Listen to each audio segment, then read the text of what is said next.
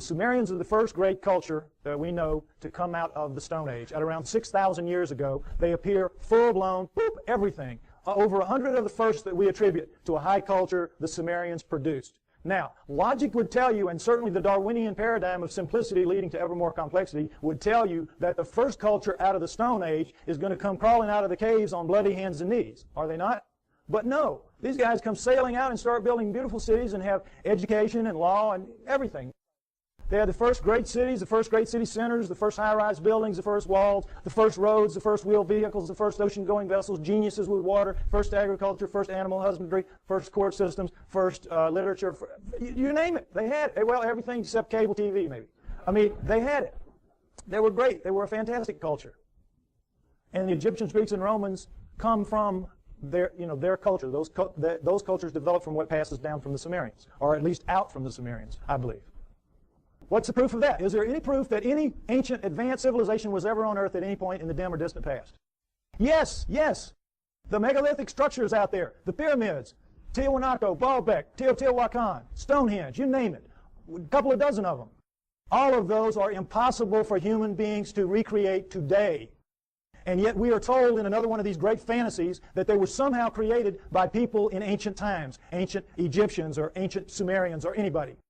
Somehow or other they did it. And it's just absolute malarkey. Impossible.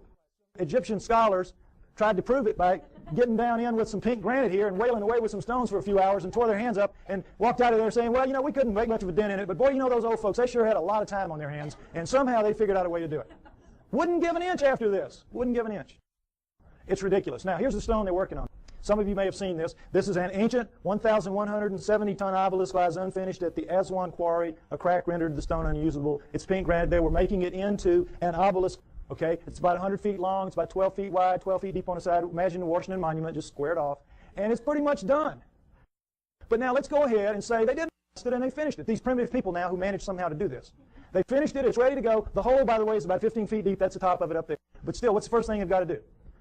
Somebody's got to draw straw to get down there with his hatchet and cut it loose from the bottom. Now, who's going to do that with 1,100 tons sitting on top of him? We could not get our best diamond-tipped blades to cut through underneath this thing. The weight would stop the blade. We could not. The operative word here is impossible. We could not get this out of here. And yet they did it time and time and time again. To lift it out, just if we somehow cut it loose, we would have to take a dozen of our largest movable cranes to wring that hole just to get it up. It's absolutely impossible. This one stone proves that none of the megaliths were made by those people in that era. And this, again, is not the biggest one. Baalbek twice that big. Okay? So, one of the many things they had at first was writing. Now, this is what we're all taught. We're taught nothing about the Sumerians except that they invented writing. Again, they appear, boop, invent writing, boop, disappear, and that's it. History forgets about them. You never hear what they wrote. You never hear what they wrote. And you never hear how sophisticated they were because, again, it doesn't fit that paradigm. It's easier to just start with the Egyptians, Greeks, and Romans and move on from there. Okay? What they had to say in their writings, their writing, by the way, was cuneiform, very sophisticated math-based writing. And by the way, their mathematical system, called sexagesimal, based on the number 60, is better than ours for using very small numbers and very large numbers. It starts with cylinder seals. And I just want you to see what a cylinder seal is. There are about 5,000 of these that we have. There with a printing press. It was just a thing that would roll out on the clay to leave little pictures like this. Now, when they had a story to tell, they told it in the tablets. But when they had an event that everybody would know the event, the point is, notice the fine detail in the best of the cylinder seals, and then realize that these are basically 2 to 3 inches high. They're like big spools of thread. Made out of precious and semi-precious stone, carved in a circular format so that they roll out flat and three-dimensionally. Now, when asked how this was done, science says, well, they could only have bored little holes into the rock and then abraded them out like they, to the degree that they wanted. Well, the sand would be bigger than the holes you need to do this. Some of this work anyway. There's just no way. Lasers, this is not even an inch square here. Lasers would have a hard time doing this if they could do it. Nobody knows how they did this. They're just pulling one out of the hat on you. among other things. But in their writings, most of it is like these little hand things where it's just bills of lading. I sell you this, I'm buying that from you. It's like our paperwork. But they have a lot of them, about 5,000 of the 100,000 or more that we have, that have to do with stories of their cosmology, their cosmogony, their history, where we came from, how the solar system formed and all that. And that's what we're going to go over, what they had to say. Where did it come from? Well, originally, when these things were being translated in the late 1800s, early 1900s, when the translators would read what they'd have to say, it was like, oh, come on, forget about it. Put them in the myth. These are myths. They have to be myth. It can't be true. And they put it in the myth pile, which Alan was talking about, myth. So, how does the first culture get a myth? Who hands it to them? Good question. Why didn't anybody else think of that? So, he assumes it has to be a history. They have to be telling a history, which then later gets distorted perhaps as myth by later cultures, but the first one's got to be a history. Okay? We're going to go over what the Sumerians had to say, boiled down. All right, what we're told is that the Anunnaki came to Earth for this, gold, mining gold. And that originally, the story is, they landed in ancient Sumer, but not 6,000 years ago, 400,000 years ago, 430,000 approximately to be exact. 400,000 years ago, they land in modern-day Iraq, and they set up shop in the Tigris-Euphrates Valley, and they call their home away from home, their home away from Nibiru, the Eden, the Tigris River Valley. That is where it was. That is where Eden was, according to them, and it comes down in the Bible as such. So they set up camp, and they placer mined the gold out of those rivers. What do they need gold for? They needed to repair their atmosphere. In their rise to high technology, they had damaged that big, 3 times the size of Earth atmosphere, the same exact way we're damaging ours in our rise to high technology, and they ultimately had to repair it with very fine particulates of gold, like talcum powder, blown up into the stratosphere above it so it would ride above there and act as a reflector and an insulator from cosmic rays, which is, you know, you see that on the masks of astronauts and in the capsule and all that. Gold is a wonderful stopper of cosmic rays. So that's what they had to repair it with. It's what we will have to repair it with. We'll have to do exactly the same thing when the day comes for us to have to face up to what we're doing to our planet. Okay?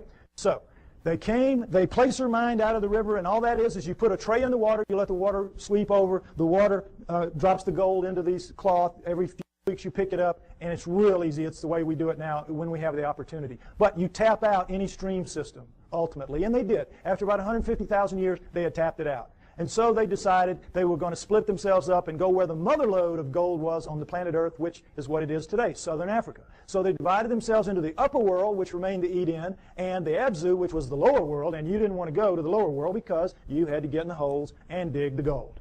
And they didn't like it. So the Anunnaki revolted. They said, we don't want to do this. We want a slave to do this work for us. Plus, it was a hardship duty, mostly men. You know, why don't you make us some women while you're at it? So that's what they did. They decided to use the creatures of Earth, which would be the hominoids, and I say it would have been the Almas, the likeliest candidate. They took the creatures of Earth to get some of their genetic material to make the new slave better adapted physically to the planet than they were, but the slave would for the most part be like themselves. We shall make the Adamu, A-D-A-M-U, which comes down as Adam, and we shall make the Adamu in our own image after our own likeness, which comes down word for word. And that is what they did. They made their slave inferior models of themselves. That's us, folks. That's us. We're really inferior models of the Anunnaki. And as you saw in the cylinder seal, we look like them. We look like, in their own image, after their own likeness. In all of the cylinder seals, we look just like them. We don't have the horns on our headgear. That's about it. We are them. That's why we're not adapted to this planet. That's why we're so obviously not a part of this planet. We have their bones. We don't have primate bones. We have their muscles. We don't have primate muscles.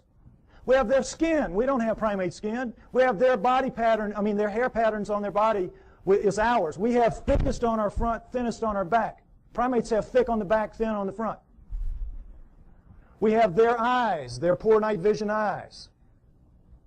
We have their foreheads. We have their brains. That's the key to this. We have their brains. That's why we're not like anything else on this planet. We are them. We are genetically engineered copies of them. Let's take a look at how that was done. Human body contains 100 trillion cells. There's a nucleus inside each human cell except red blood cells. Each nucleus contains 46 chromosomes arranged in 23 pairs. One chromosome of every pair is from each parent. The chromosomes are filled with tightly coiled strands of DNA. Genes are segments of DNA that contain instructions to make proteins, the building blocks of life. This is where genetic engineering takes place. Now, we're going to go over it lightly, but it's very important. I want you to understand these things that I'm going to tell you now. Don't worry about the details and how they do it. This is what they do. They can open up a cell, our genetic engineers can, our geneticists can. We can open up a cell, open up the nucleus, pull out strands of DNA, and in that strand, 98% of it will be what's called junk DNA. We don't know what it does. If it has a function, we don't know what it is. 2% will be what are called, prosaically enough, the working segments. They work. They do what they're supposed to do. They make the proteins. Now, if you cut in the junk above a working segment and in the junk below and remove it and have done the same with another strand of DNA over here, you can move anything into anything else. It can be animal into plant, plant into animal, fish into fowl. It does not matter because all living things at the most fundamental level are exactly alike. Understand that. We're all made of the same 4 base pairs, the same 20 amino acids. Everything is the same at the most basic level. It's like it's pop beads that are interchangeable. It is almost as if somebody designed it that way so they could just mix and match the parts and make anything they wanted. Isn't it? Something to think about. Okay, but the problem with it from an engineering standpoint is this.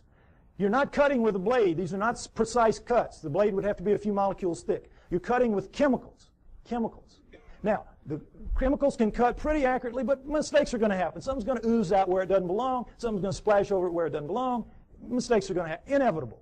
We know that. We make mistakes all the time. Another problem with genetic engineering is you don't know what you're going to get when you do this. You can't predict. You have to decide what you're going to do. You have to do it. You have to let it express, which is live, and see what you get, and then use that to determine what you do the next time. And of course, the great fear in genetic engineering is somebody's going to make a mistake and create the Andromeda strain that's going to kill us all. A legitimate concern, although everybody's very careful and I'm not too worried about it. But mistakes do happen because all of this is so incredibly microscopic. It's out of the nucleus of your cells. Imagine how microscopic it is. But don't try to figure it out. It's really complex. But they do it. Okay, understand that. Now, with that in mind, let's look at some of the proofs that I say indicate very clearly that we are, in fact, what the Sumerians say, a genetically engineered species by the Anunnaki. Okay, here we go. The cerebral cortex is the deeply convoluted surface region of a brain that is most strongly linked to intelligence. It's the stained part out here. If you peel that off of the brain of a rat, it will cover a postage stamp. Peel it off of a monkey, it'll cover a postcard. Peel it off a chimp, it'll cover a sheet of typing paper. Peel it off of us, and it'll cover 4 sheets of typing paper. Now, you can see this is a transition. This is clearly a transformation. Now, there's some weird things about it. These guys are using all they've got. All they've got. We're using 1/2 of 1 page in a very different way than they are using what they have. 1/2 of 1 page. How do we know? We all know. We use about 10% of our brains. We know that from the studies done with idiot savants. You know that. And we know there are thousands of miles of neural network in our heads not being used. We don't know why. We don't know why. I'll tell you why. We shall make the atom who's strong but not too strong, smart but not too smart.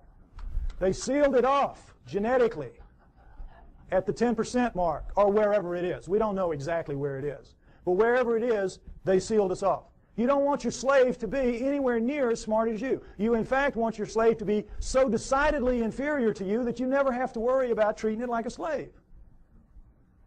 So they engineered us to be really clever to ourselves, but for them, we were smart enough to talk, take instructions, act with a little bit of ingenuity and self-reliance. They could turn things over to us and kind of let us take over and do it. They gave us just enough to be wonderful in our own eyes, but be pond scum relative to them. It's what they did.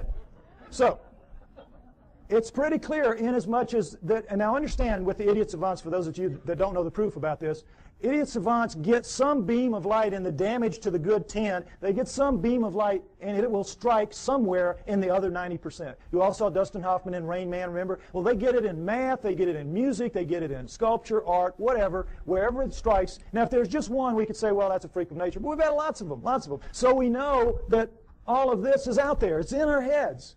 We just can't access it. We just can't use it. But if it wasn't in our heads, it wouldn't be in their heads. So we know that it happened. They have no idea how. Well, I say that the Anunnaki did it deliberately, and that makes sense to me.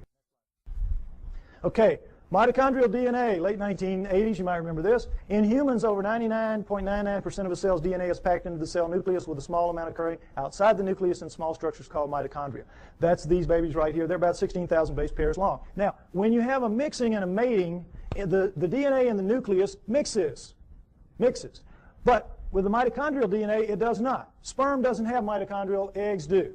And so females pass it down intact generation after generation. Well, when this was figured out in the 70s, Boy, the botanist and the geneticist said, great, great. Now we can go and find out if the split from the common ancestor was closer to 8 million years or closer to 5 million years. Remember that?